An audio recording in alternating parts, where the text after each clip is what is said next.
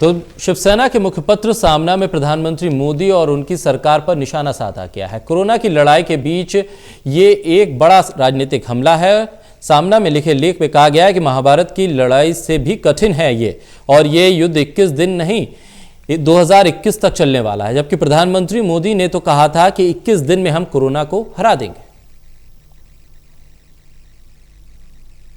देश में कोरोना संक्रमण फैल रहा है। महाराष्ट्र में हालात सबसे ज्यादा बेकाबू हैं। इन्हीं हालातों के बीच महाराष्ट्र की सत्तारूढ़ पार्टी शिवसेना के मुखपत्र सामना में इस बात का जिक्र करते हुए प्रधानमंत्री नरेंद्र मोदी और उनकी सरकार पर निशाना साधा गया। सामना में कोरोना की स्थिति के बारे में लिखा गया कि हालात इतनी जल्दी सुधरने वाले नहीं है।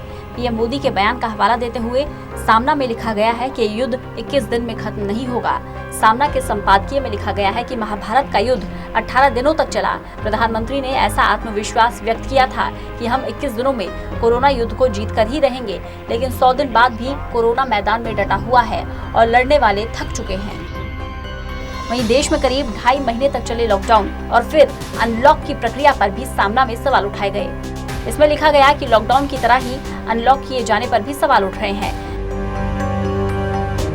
लगातार पूछा जा रहा है, जैसे लॉकडाउन का नियोजन नहीं था वैसे ही अनलॉक के बारे में भी हो रहा है क्या? ये खोलो वो खोलो, लोगों को बाहर निकलने दो। कितने दिनों तक लोगों को बंद रखना चाहते हो, लेकिन घर से बाहर निकलते हैं तो कोरोना के दूत बैठे हुए हैं। सामना में सीमा पर चीन के साथ जारी विवाद पर भी जिक्र किया गया और लिखा गया कि हमें स्वीकार करना होगा कि सीमा पर चीन और देश में चीनी वायरस का संकट जारी रहेगा। सामना में ये भी लिखा गया कि चीन के साथ जीना संभव नहीं, लेकिन पड़ोसी व्यवहार निभाना ही पड़ता है। उसी तरह देश को भी कोरोना के साथ रहकर जीना सीखना होगा। शिवसेना ने सामना के जरिए मोदी सरकार पर हमला किया और कई सवाल खड़े किए। केंद्र सरकार के सामने संकट न सिर्फ कोरोना का है, बल्कि विपक्ष के प्रहारों से बचने का भी है। Special desk, total news.